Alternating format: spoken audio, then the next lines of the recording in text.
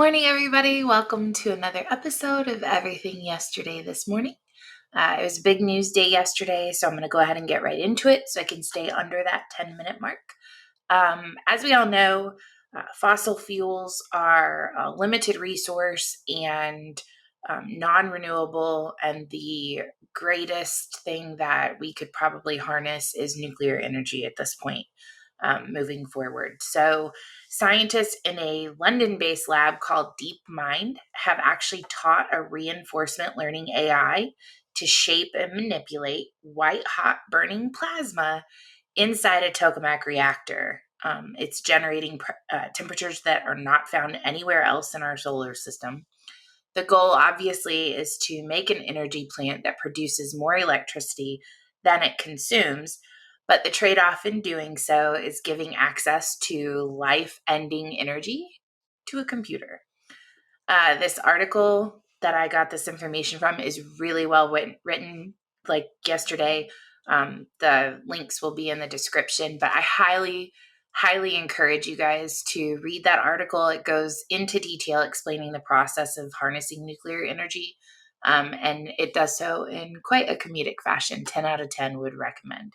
And that came from defector.com. China is sanctioning the United States defense contractors over arms sales to Taiwan. Raytheon and Lockheed Martin will both be sanctioned for not abiding by the One China policy. The State Department notified Congress of the sale earlier this month. Raytheon provided no comment, but Lockheed Martin said foreign military sales are government-to-government transactions. We work closely with the United States government on any military sales to international customers. That article came from The Hill. I find this really interesting that China's upset, obviously, that we're giving arms to Taiwan, but China's out conquering the entire world, buying up our farmland. It owns a significant portion of Africa, and it owns nearly every politician in the world. So it's funny that, anyway, it's funny that China gets to try to name its terms. The world's largest chip manufacturer announces a massive production expansion. This is big news. TSMC announced in November that it was building a $7 billion factory in Japan. A few days ago, though, the company announced that it's going to spend an additional $1.6 billion more in the expansion to produce no less than 55,000 12-inch wafers per month. Originally, it was only going to be able to produce 45,000 a month. So that extra $1.6 billion is going to produce an additional 10,000 wafers per month. The chips can be expected to be in production sometime in 2024. This is welcome news because yesterday I read another article that indicated the United States currently only has 5 days worth of semiconductors needed to sustain production. So it's only 5 days out from the amount of production that we need right now in the United States. That article came from Auto Evolution. This is huge news, and I'm super excited about this, and you can always tell what I'm passionate about, but this is local. This is here in Indiana.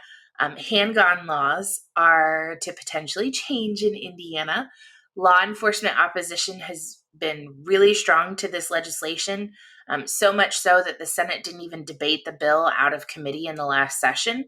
But the bill states that any adult under 18 or older can publicly carry a handgun except for reasons such as having a dangerous mental illness or felony conviction. So if the bill passes out of committee, which it's expected to, it will head to the Senate for full debate, where it is expected to pass. So I'm really excited that the government doesn't get to tell us that we can't exercise our Second Amendment rights.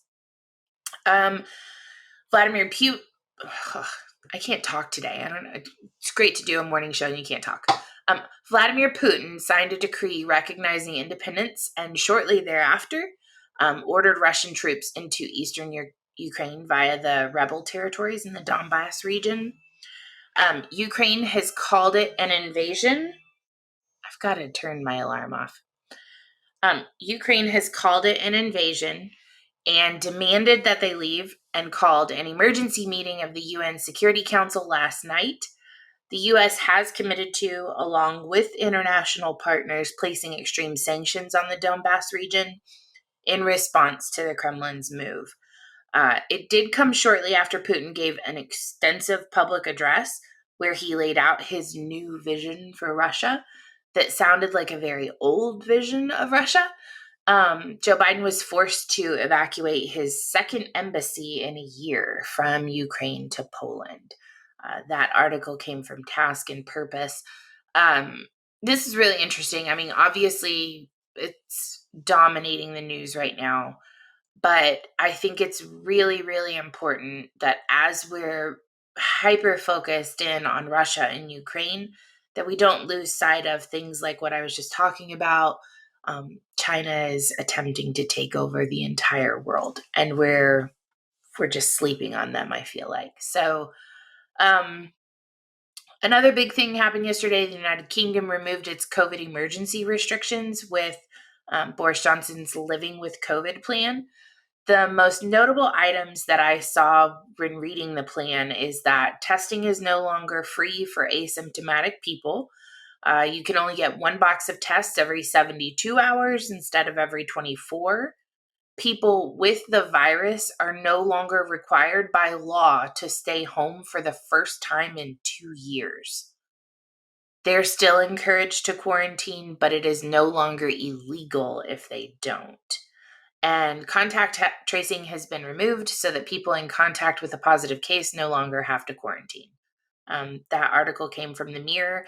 And I just, reading this plan, Indiana has been a fairly free state with regards to COVID ever since July of 2021. Yeah, July of 2021. And it's really disheartening to know that there are still people in the world that are living under sanctions where it's illegal for you to leave your home, even if you have. It's just insane to me. The whole thing is nuts. The difference in how it's been treated in different places, and it makes me feel bad. Okay. So the Mexican president has issued his second request urging the U.S. government to stop funding groups in Mexico that oppose his administration.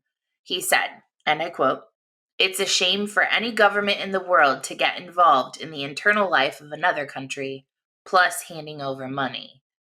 Apparently, a group named Mexicans Against Corruption and Impunity has received funding from the U.S. Agency for International Development. And the amount of how much, I do not know. I will be researching that later. This information came from Reuters. I found this to be fairly interesting.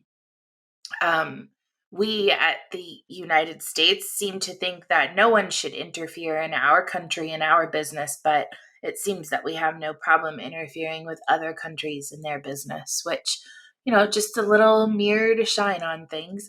I'm at 8 minutes and 33 seconds, so I'm going to keep going. The Fed opens the door to a half-point rate hike. The Federal Reserve Governor Michelle Bowman said that she is open to lifting interest rates by more than the traditional quarter point at the central bank's next meeting in March to combat surging inflation, which is the biggest increase in 4 decades. I'm just going to throw a quick book recommendation out there and encourage you to read The Creature from Jekyll Island if you want to understand more about the current situation we find ourselves in. And ABC News is that article. Next up, Joe Rogan's show vanished from Spotify not once, but twice, on Friday and again on Monday. The Spotify juggernaut was down and unavailable. Both times, Spotify indicated it was due to technical difficulties. They paid $100 million to have exclusive rights to the show, but it seems that petulant children who work there keep taking it down, and the adults, namely the CEO, who has said he does not want to silence Joe Rogan, keep putting it back up. That article came from The Independent. And Donald Trump's social media Truth Social launched in hopes to compete with Twitter. A limited number of people who had pre-registered and others are looking to be added via a waitlist over the next 10 days. The app was the top free app on Apple Store on Monday morning, but seemed to be having a lot of trouble, including users being locked out of their accounts for hours at a time. Trump is facing some significant financial hurdles, though. He does need approval from regulators before he can access the cash that has been invested. And one of his main investors, which is Digital World Acquisitions Corp., is currently under regulatory investigation for 2 separate alleged violations. That comes from the Associated Press. I don't know how Truth Social is going to do. There has been Clout Hub, MeWe, Gab, a multitude of alternatives that have come onto the scene, and none of them seem to be able to really compete with Twitter. So we'll see how Truth Social does.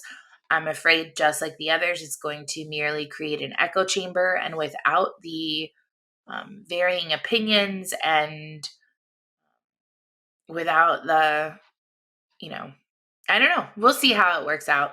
I'm finished. Please most importantly, share. I am trying to eventually monetize this channel, and I am required to have a certain number of followers and a certain number of hours. So if you share, it helps me out tremendously. I love you guys. You take care. Have a great day, and I will see you in the morning.